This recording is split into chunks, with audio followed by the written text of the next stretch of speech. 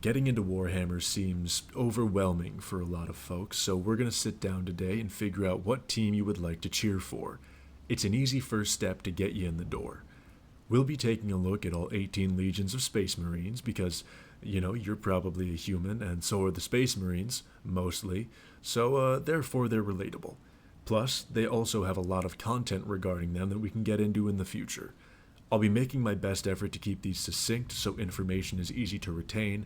They will all be about a minute each. For today, there's only 3 terms you need to know above all else. The Emperor was the all-powerful father of the Primarchs. Primarchs are basically the dad of a legion. Every Space Marine under a Primarch takes after said Primarch. The heresy was a civil war caused by certain legions rebelling against the Emperor, and the rebel legions are called traitors. That's all the important terms. Let's get into the Marines. For the first legion, we've got Lion L. Johnson and his Dark Angels. Every Space Marine faction has a bit of a gimmick or motif, and the Dark Angels adopted the Knights of the Round Table approach. Led by their fearless Primarch, Lion L. Johnson, he is one of the few Loyalist Primarchs still active after the heresy. He is both incredibly brave and impossibly stubborn, but a rather competent general and sensational fighter, despite a tendency for inflexibility. His legion, the Dark Angels, tend to have an answer for every problem. The Lion heard the phrase, a jack of all trades, master of none, and thought a group of adaptable all-arounders was stupid. He instead decided it makes way more sense to tailor his Dark Angels in a way that they all have mastery over a specific martial aspect and work together. The Lion is an old man now and has become far more reasonable than he was in his youth, but make no mistake about it, him and his legion can still throw down. The second legion has been wiped in its entirety from history. The third legion are the Emperor's Children, led by the Primarch Fulgrim.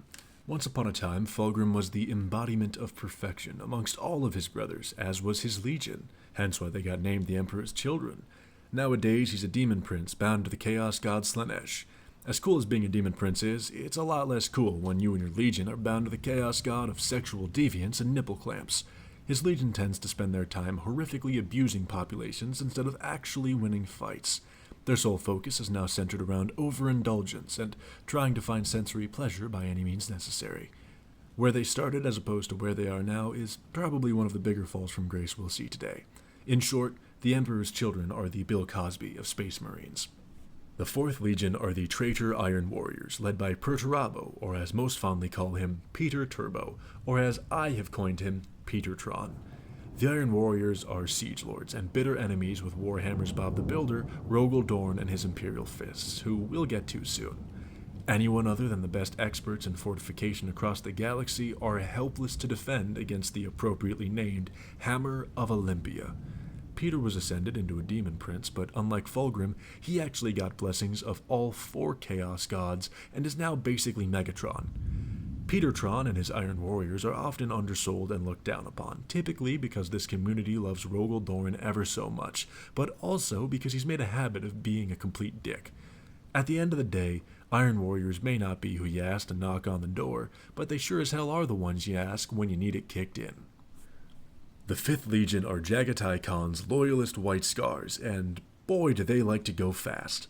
Apart from being a reference to the infamous Genghis Khan, the other militaristic force that the White Scars represent is the Blitzkrieg. They come flying out of the fog of battle on motorcycles going Mach Jesus straight into their enemies in efforts to speed blitz their opposition out of existence. The Khan himself is an astounding general and an outright force of nature, having feats such as decapitating a demon prince. The Khan is currently stuck in the Webway, which is basically a really weird purgatory, but he is still alive. Despite their Primarch being MIA, the White Scars are still the living embodiment of speed uninhibited. Against most legions, there's a chance to run away. Against the White Scars, they've caught you before you even have the idea. Legion number 6 are the Loyalist Space Wolves of Leman Russ. Leman Russ is a loudmouthed, hard-headed braggart, but I'll be damned if he doesn't earn that right. I'll get into it another day, but he's an exceptional fighter and only really loses due to his compassion for his brothers. Apart from Magnus. He broke Magnus's spine over his knee. As of right now, he's MIA in who knows where, expected to return eventually. The Space Wolves often get boiled down to Vikings, which, they totally are, but there's a more accurate description of them.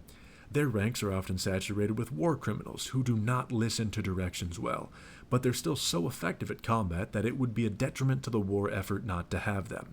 So it's practically a penal battalion, but better.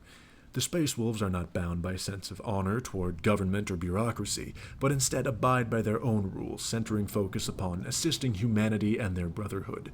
In short, the Space Wolves are of the opinion that you don't let rules get in the way of doing the right thing. We've reached the aforementioned Bob's Builders, Legion number 7, Loyalist Rogel Dorn and his Imperial Fists. As much as I give them shit for being boring, I can't deny their unrivaled ability to lock down an area with perfection. The Imperial Fists are the embodiment of defensive fortification. Once they shack up somewhere, they are dug in like an Alabama tick. Just pack up your bags and go home, because you're not winning the fight. They're nothing special, and they don't have to be. Rogel Dorn is of similar resolve. The man has the same emotional range as the rock he's going to beat you to death with. It's even in the lore that he's never told a lie. As of right now, we're not really sure where Dorn is because he disappeared, but we were also able to find his severed hand. Regardless, his men are still out in full force fighting the good fight, or I guess fortifying the good fort. Legion 8 are the traitorous Night Lords and their Primarch Conrad Kurz.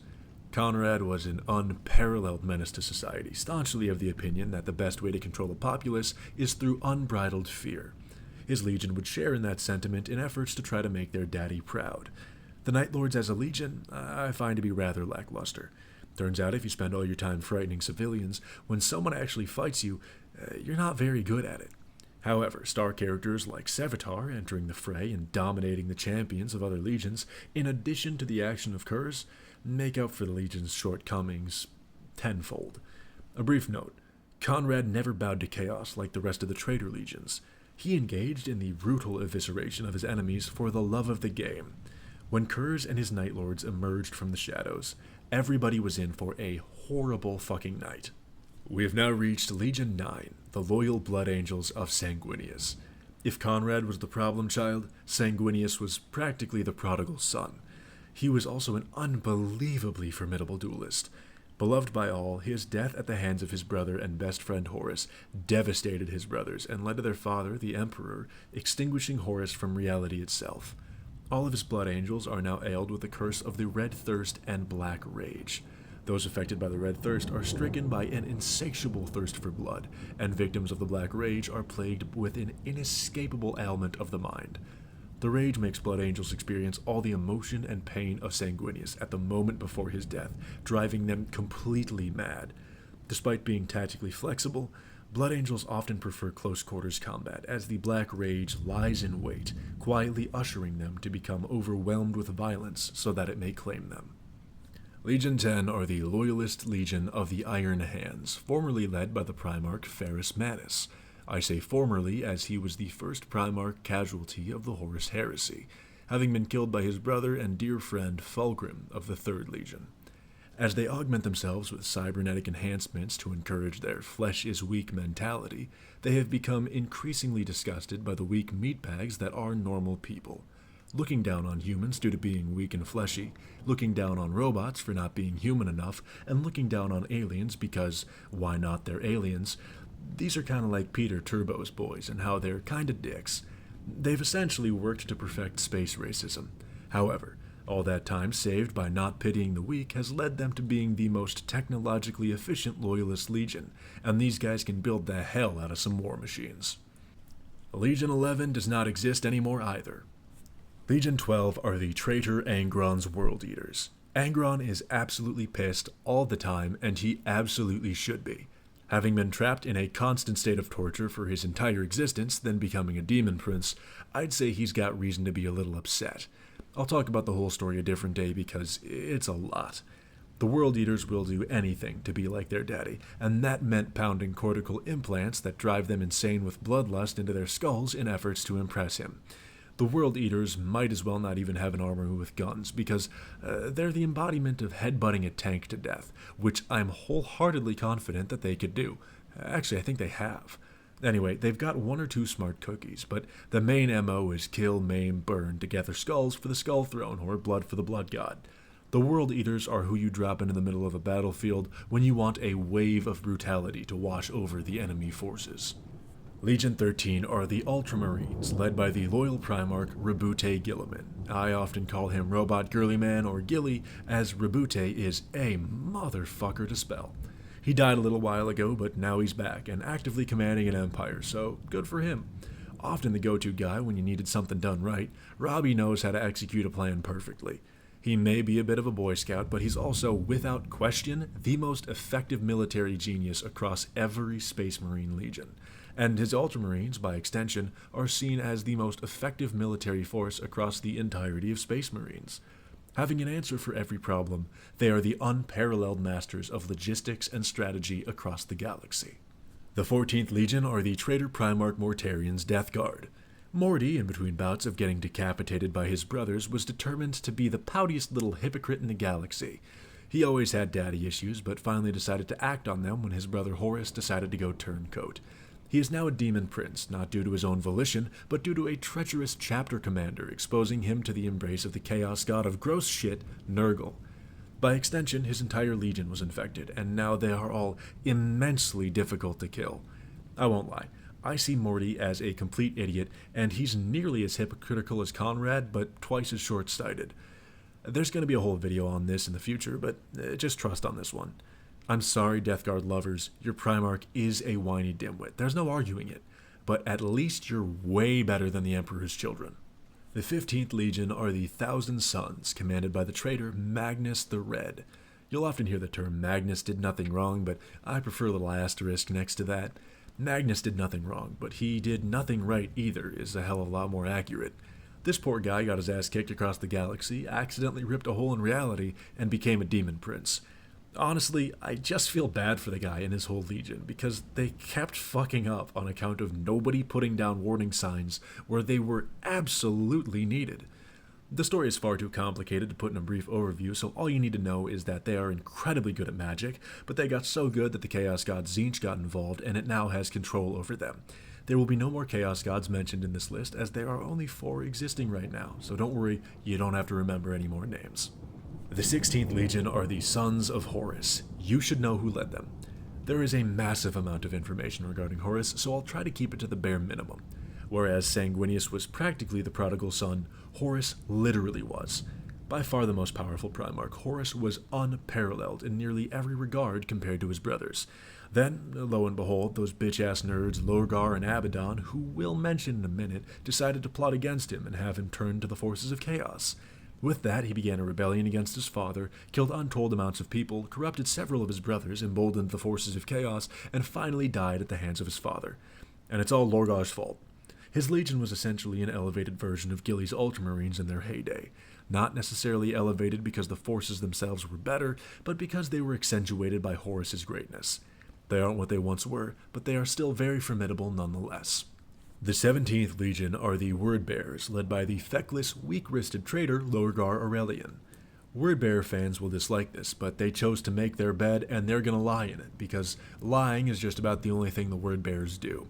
Lorgar is a pathetic wimp. His legion is nothing remarkable. They mostly serve as a relief team for better legions, as their leader is a fan-fiction writer beholden to the Chaos Gods and some fuck-ass nerds named Erebus and Corferon pulling his puppet strings.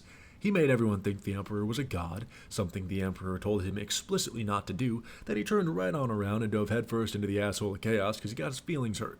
He betrayed his brothers for the promise of power, but that power ain't doing much for him now that Corvus Corax is outside of his house pounding on the door while he sits in his bathtub and weeps.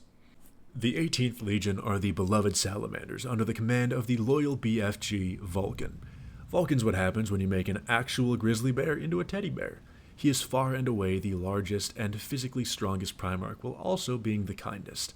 He is also the most difficult to kill, in that he is incapable of truly dying, and will always regenerate, occasionally to his chagrin. Despite being MIA, have no doubt that Vulcan will return, as his death is impossible. Vulcan and his men are absolute sweethearts.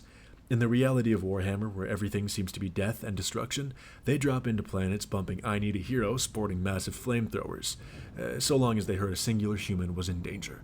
But make no mistake, despite their compassion towards humans, they have no qualms in brutalizing those who would endanger their little buddies. The 19th Legion are the loyal Raven Guard of Corvus Corax. Corvus had his legion destroyed the day of Horus's betrayal in a brutal ambush, but he fought his way through over 500,000 Space Marines to disembowel his brother Lorgar. His hand only stayed from its killing blow by Conrad Kurz. He now spends his days tirelessly hunting the brothers that betrayed him, particularly Lorgar, as a being of pure darkness. Whereas normal Marines would prefer to flood the fortress gates in the glorious heat of battle, the Ravens will use the shadows as they systematically cripple the war machine from within. All this in order to finally reveal themselves and perform the coup de grace. It is said that seeing a single member of the Raven Guard is one too many, for if you see them, they've already won. The 20th Legion are the Alpha Legion, commanded by the twin Primarchs Alfarius and Omegon. I'll be entirely honest, I don't even know where to start with these guys because I don't know what's true and what's a lie. The Primarchs may be dead, as 2 Space Marines that resemble them were killed, but we genuinely have no idea. Reason being is that they are impossibly convoluted, and every single one of them is a compulsive liar that looks the exact same as the other. No matter how much you learn about these people, the more you know just makes them more impossible to understand. Literally all of them have the favorite pastime of saying, "I am Alfarius," and "I am lying." I can't tell if they're complete luck-bound dipshits or the world's greatest trolls. Hell, I'm not even totally sure they're Space Marines. The 2 things they are for sure are monsters of deceit and sabotage. There you have it, kiddos. All of your legions and Primarchs simmered down to the necessary information. If you feel like this wasn't sufficient and you would like to learn more, don't worry, I will be putting out some polls to see what Primarchs or legions you want to hear more about in the future. Also, if it's not too much, feel free to share this amongst people you may want to get into Warhammer. It really helps me out. Otherwise, feel free to join the Discord server in the channel info for Warhammer-related discussion and games. Bear in mind, the main Warhammer game is likely going to be Space Marine 2. We've been at this for quite some time, so I'm going to head out now. But as always, stay safe and have a good night. Oh, and I nearly forgot to ask, who's your favorite legion?